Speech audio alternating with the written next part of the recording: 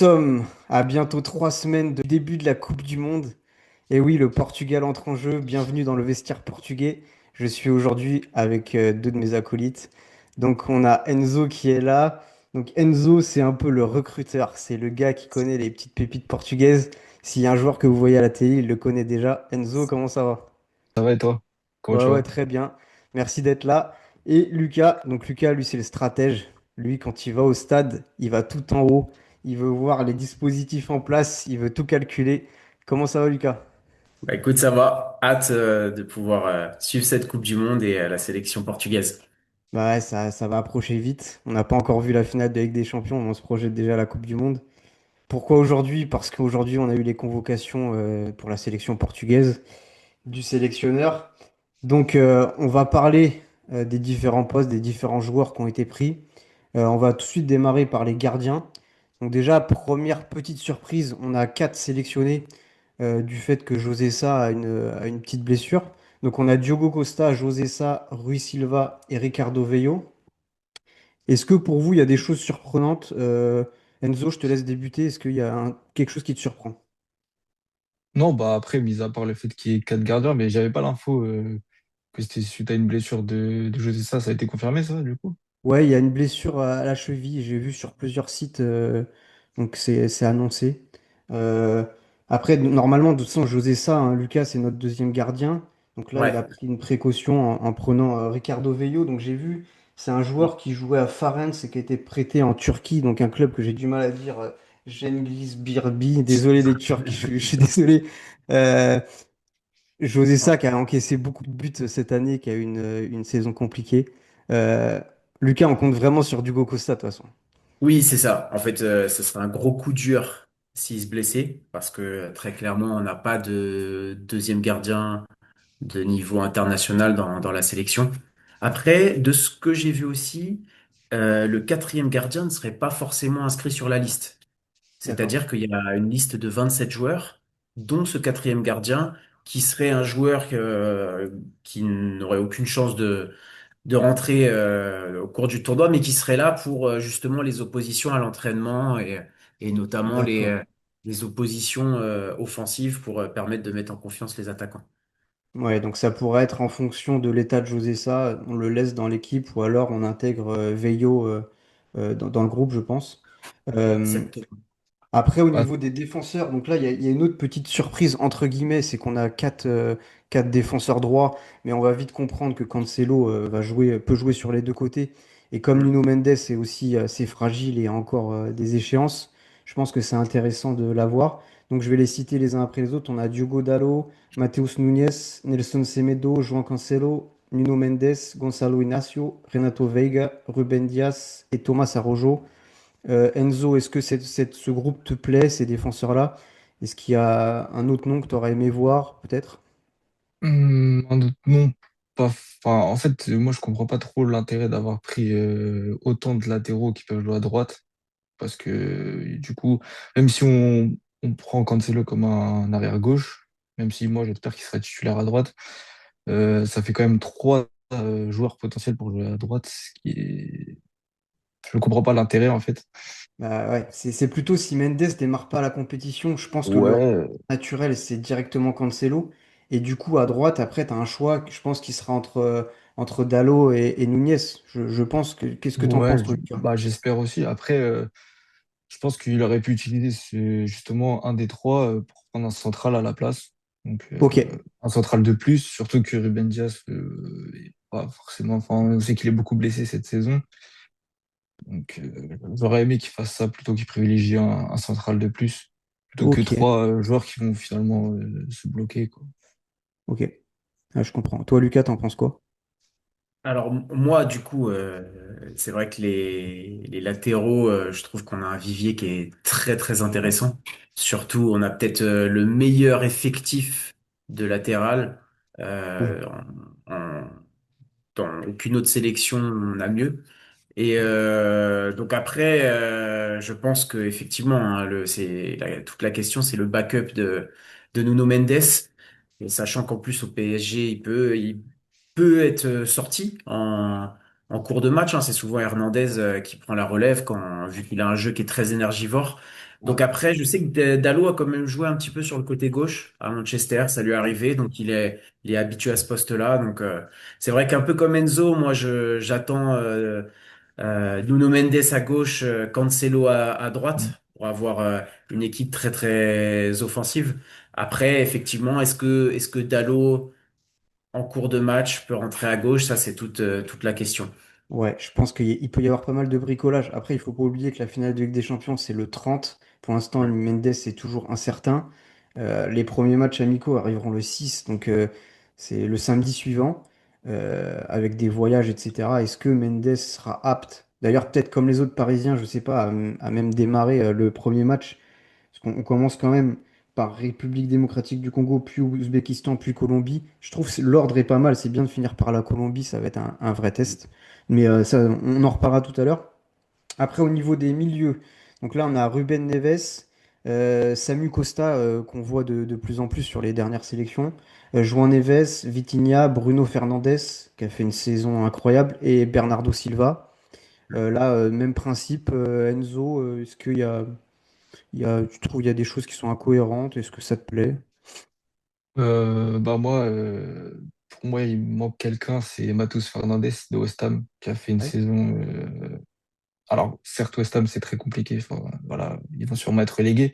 Mais il y a un mec qui surnage chez eux et c'est lui, clairement, qui a fait une super saison. D'ailleurs, il a été convoqué dans le dernier rassemblement pour même pas jouer. Et honnêtement, je comprends pas pourquoi un Ruben Neves a plus sa place que lui. Ah, tu penses plus à Ruben Neves plutôt qu'à Ouais, Samu Costa? ouais, Samu Costa. Alors après, je j'ai pas regardé les matchs forcément de Samu Costa cette saison. J'ai juste C'est pas vu grave. les derniers rassemblements où il a fait une très forte impression. Et après, de ce que j'ai vu, je me suis un peu renseigné sur lui, c'est un joueur qui mérite d'être là, qui fait une super saison. Et Ruben Neves, Arabie Saoudite, bon après, ça, on va peut-être en reparler sur d'autres joueurs plus tard. Ouais. Mais je sais pas, Ouais. puis Et pas Samu Costa, convaincu. j'aime bien l'impact physique aussi qu'il Ouais, apporte. C'est peut-être un profil un peu différent pour ce milieu de terrain-là. Euh, Notamment, on n'a pas Palinha aussi, du coup, oui, c'est ça. de ce Même profil grand. Palinha, j'aurais apprécié l'avoir aussi parce que c'est un profil qu'on n'a pas et qui a toujours répondu présent en sélection en plus. Ouais, J'ai clairement. encore souvenir de son match contre la France en 2021. Ouais, C'est un peu dommage. ouais, c'est un peu dommage. Lucas, tu partages ce même avis? Ouais, alors moi, de prime abord, quand j'ai vu que 6 milieux, je me suis posé quelques questions aussi, parce que pour moi, le Portugal va jouer avec 3 milieux, comme il a l'habitude de le faire. Mais je me questionne un petit peu aussi là-dessus.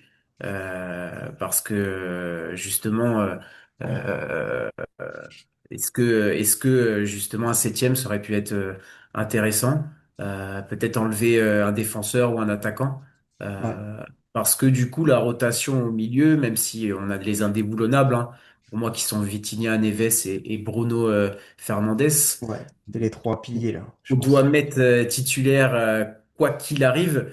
Après, c'est bien aussi d'avoir de la profondeur défensivement. Alors c'est vrai que Samu Costa, il va apporter ça un petit peu. Ruben Neves, on sait qu'il joue en retrait aussi, même si sa qualité première, c'est quand même aussi d'organiser le jeu. Mm. Euh, Comme Enzo, j'aurais aimé voir un profil un peu plus défensif, notamment aussi dans l'idée d'avoir des latéraux qui s'exposent beaucoup et Ouais, qui montent. Et c'est la qualité première de nos latéraux quand on pense à Cancelo, à Nuno Mendes. clairement. L'idée, ce serait de leur donner beaucoup de liberté pour qu'ils prennent le couloir. Si c'est pas compensé par un défenseur un peu plus défensif, par un milieu un peu plus défensif qui vient s'intercaler entre les deux centraux, ça peut peut-être laisser pas mal de place pour des contre-attaques contre des équipes adverses. Ouais, tout à fait, c'est très intéressant de le voir comme ça également. On va passer aux attaquants pour enchaîner sur la liste, comme ça on pourra discuter un peu plus de la liste au global. Donc on a João Félix, Trincão, Francisco Conceição, Pedro Neto, Rafael Leão, Gonçalo Guedes, Gonçalo Ramos et Cristiano Ronaldo. Euh, Pas trop de surprise. Le joueur, si je me trompe pas, c'est comme Carlos Forbes qui avait été appelé sur les dernières sélections, mais on sentait que bon, dans cette liste-là, il passait quand même un peu après ces joueurs-là. Euh, Pareil, Enzo, encore une fois, est-ce qu'il y a des noms que tu es surpris de ne pas voir? Il y a eu quand même la grosse rumeur, on en a parlé pendant un moment, hein. Euh, on en reparlera après, mais est-ce qu'il y a quelque chose qui te choque là-dedans? Moi, sur la rumeur, Croupi, non, Roupi, ça ouais. me choque pas. Je m'attendais pas à ce qu'il soit sélectionné. De toute façon, il avait dit qu'il voulait la France. Donc, voilà, c'était un petit peu une rumeur infondée, j'ai envie de dire. Moi, ça m'étonnait en fait qu'il décide de passer devant une Coupe du Monde, quoi. Quand je l'ai pas vu dans la liste de la Côte d'Ivoire, la France, on se doutait qu'il n'allait pas être pris. J'y ai cru un peu. J'ai vu que les médias commençaient à s'emballer. Bon, finalement, il n'y est pas. Donc, ouais. Donc, pour vous, les gars, là, il y a pas de grosse surprise. Si, bah, si. Moi, déjà, Gonzalo Guedes, je comprends pas trop. Et moi, le joueur qui manque, je trouve, c'est Ricardo Horta, qui fait une super saison à Braga, qui répond toujours présent. Et en plus, à l'Euro 2024, Roberto Martinez, il avait déclaré justement que c'était son plus gros crève-cœur, c'était pas de le prendre, de pas le prendre justement. Et là, il lui refait le même coup. Et bis repetita, ouais. Ouais. Donc moi, je pense que c'est un joueur qui va vraiment nous manquer. Après, je pense à Pedro Gonçalves aussi au Sporting, qui Ouais. fait pareil, qui est snobé un peu. Mais après, en soi, sur les noms qu'il y a, je suis pas non plus surpris, sauf peut-être Gonzalo Guedes, que j'aurais pas forcément pris. Après, sinon, j'aurais aimé Kenda Mora, bien sûr, parce que c'est le futur, les deux pépites, mais ils n'ont pas fait la saison qu'il fallait. Bah, Ils ont Mora, été pris avec les U23. J'ai vu la liste là qui est sortie. ouais, ça, je l'ai pas suivi, mais dans tous les cas, Kenda, il a eu une grosse blessure, donc forcément, ça a un petit peu gâché sa saison. Et Rodrigo Mora, dans le Porto de Farioli, il est pas, le système lui convient pas forcément et sa saison est compliquée. Mais c'est vrai que c'est des joueurs que j'aurais adoré avoir un petit brin de folie, de jeunesse. Mais voilà, sinon, Euh, globalement, voilà.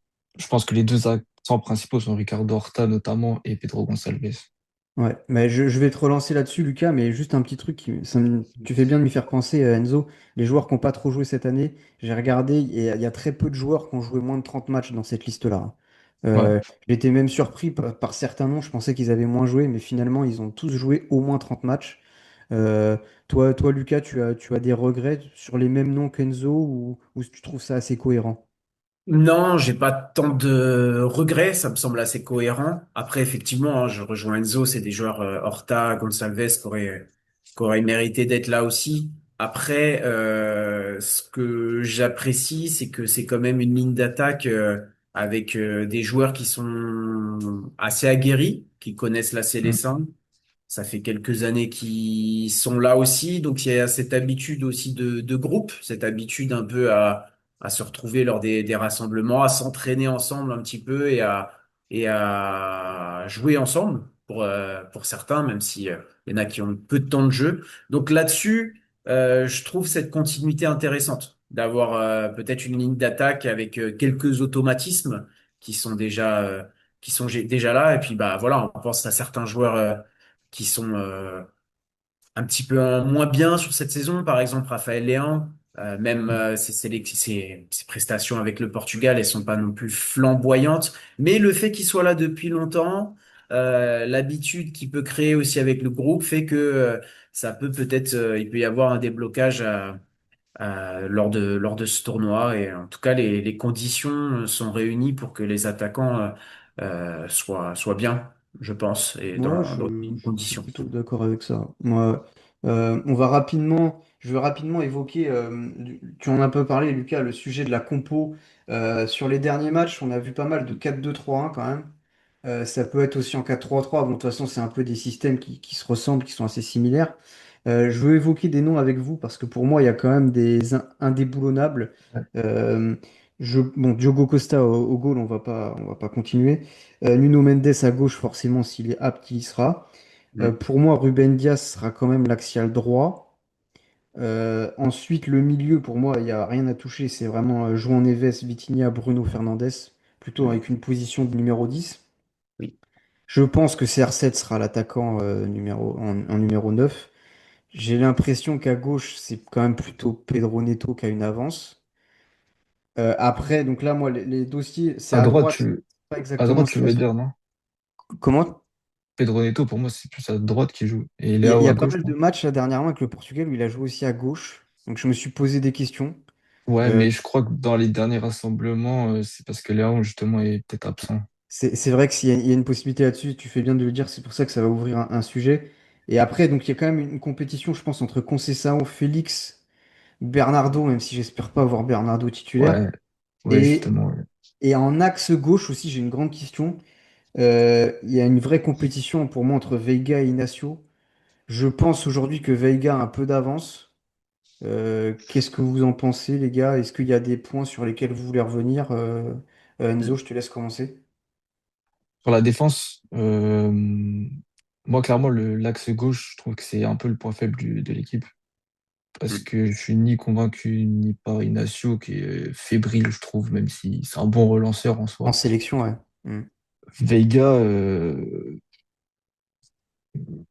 je sais pas s'il a le niveau vraiment pour les grandes compétitions. Après, dans l'impact, il est présent, mais ouais, à Les deux voir. font des saisons solides quand même, hein. Oui, bah, Inacio au Sporting, ça a relativement toujours été des saisons bien solides. Maintenant, en sélection, j'aime pas trop ce que j'ai vu depuis un petit moment. Ouais. Et après, je sais que c'est bien d'avoir un axe gaucher, mais Thomas Araujo, moi, je trouve que c'est le deuxième meilleur défenseur de la liste centrale. Mais j'y crois pas. En fait, il y a une différence entre ce qu'on voudrait et ce qu'il va faire, tu vois. Oui, Là, je me ouais, projette non, plus mais. sur ce qu'il va faire. Ah oui, bah, ce qu'il va faire, je pense qu'il va y mettre un gaucher. De toute façon, Araujo, pour moi, dans sa tête, dans la tête du sélectionneur, c'est pas un joueur qui est à même des titulaires, Ouais, je suis d'accord. même si j'aimerais, honnêtement. Ok, ça marche. Lucas, toi, plutôt peut-être sur l'attaque, est-ce qu'il y a des choses que tu trouves incohérentes dans ce que j'ai dit? Peut-être plutôt toi aussi, tu vois, comme Enzo Neto à droite et quelqu'un d'autre à gauche, mais du coup, qui à gauche, par exemple? Moi, je vois plutôt Neto à gauche, justement. J'avais l'impression de le voir un peu plus déborder sur son pied fort, du coup, à Chelsea, et je le trouve intéressant dans sa capacité de percussion. Après, j'ai beaucoup aimé au dernier Euro les apparitions de Conceição avec sa patte gauche. Je sais que c'est pas la meilleure saison de sa carrière là, à la Juventus cette année. Ouais. Après, j'apprécie João Félix.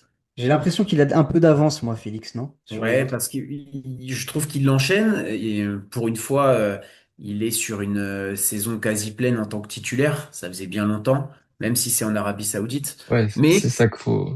Toujours c'est pareil. ça, ouais, c'est ça aussi qui est à Hmm. relativiser. Mais ça peut être un genre de tournoi, Jean-Félix. C'est-à-dire, je pense qu'il a le niveau pour hisser son niveau jeu au top niveau mondial. Peut-être pas sur la régularité que veut une saison, un championnat dans un grand championnat européen, mais sur un tournoi, je pense que c'est le genre de joueur qui peut faire un gros tournoi et gratter une place de titulaire dès le début, qui lâchera pas par la suite. Ouais, puis Donc, il y a la connexion avec Cristiano maintenant, quand même. et oui, aussi, qui est pas à négliger.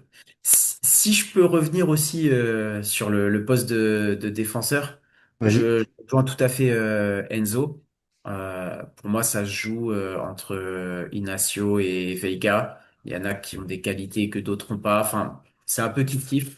Après, on l'a vu dans des grandes compétitions comme la Coupe du Monde. La France a gagné avec Umtiti. C'était pas le joueur top mondial à ce moment-là, mais un joueur comme Ignacio, un joueur comme Veiga peut, je pense aussi, se sublimer pendant un tournoi s'il est Oui. accompagné par un grand Ruben Dias et faire tout à fait l'affaire et être très très solide. Moi, je suis assez d'accord là-dessus aussi.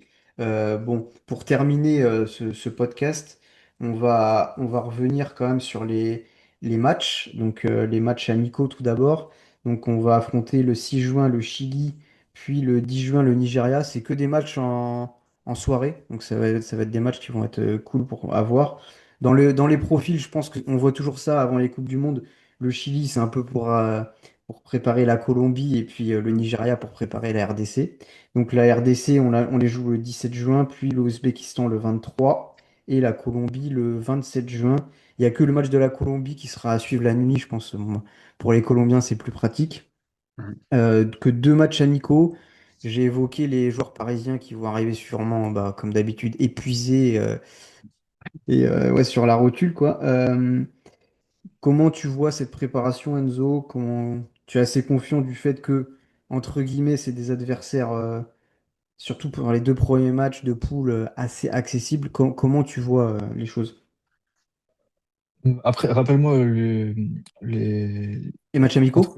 entre la finale de Ligue des Champions et le premier match, il y a combien de jours d'écart? Alors, il y a le final de LDC, c'est le 30 mai, et le premier match amical est le 6 juin, et le premier match officiel est le 17 juin. Donc, il y Ok. a un peu plus de 15 jours entre la LDC et le match officiel de poule. Bah ouais, donc sur le premier match, je pense que effectivement, on va peut-être reposer les Parisiens. Ouais. Enfin, je pense que ce serait la meilleure option niveau gestion. Ça permettra aussi de tester des choses. Euh, ouais, j'attends que sur ce premier match, il y ait un petit peu de, je sais pas, tester des Cancelo à gauche et surtout voir quel milieu Ouais. il va mettre. Parce que moi, je mettrais pas tout de suite ouais, Vitinha Neves. Pour entrer, Donc entrer ouais, en jeu. oui, peut-être pour leur donner, enfin, continuer leur rythme un petit peu, mais ouais, ce sera intéressant de suivre en tout cas ce qu'il va faire Ouais. Ouais, sur ouais, ce match. complètement. Lucas, tu le vois comment, toi? Tu te projettes comment?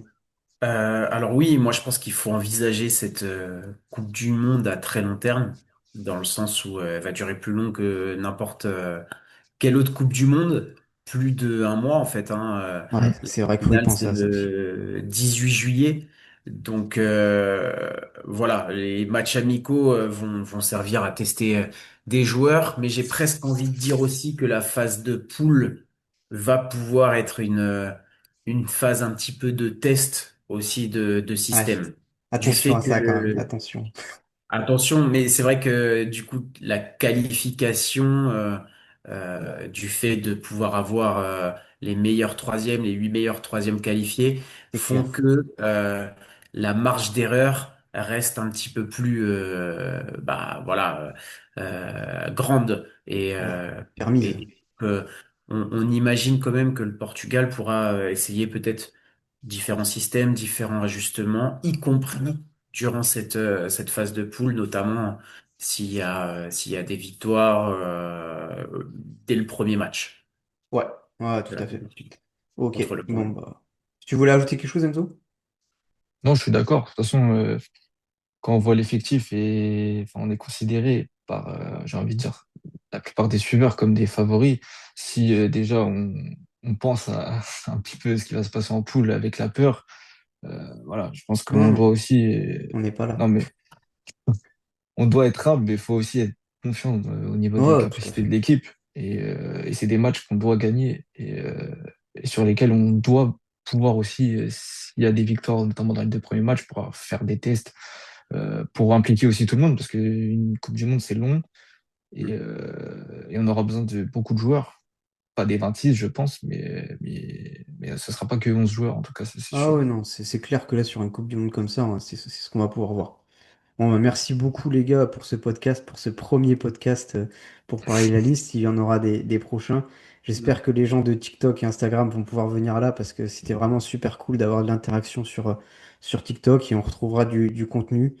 Donc voilà, n'hésitez pas à nous retrouver. Je ferai, on verra si vous serez là, les gars, mais je ferai un débrief, moi, après les deux matchs amicaux et puis des débriefs après chaque match de poule.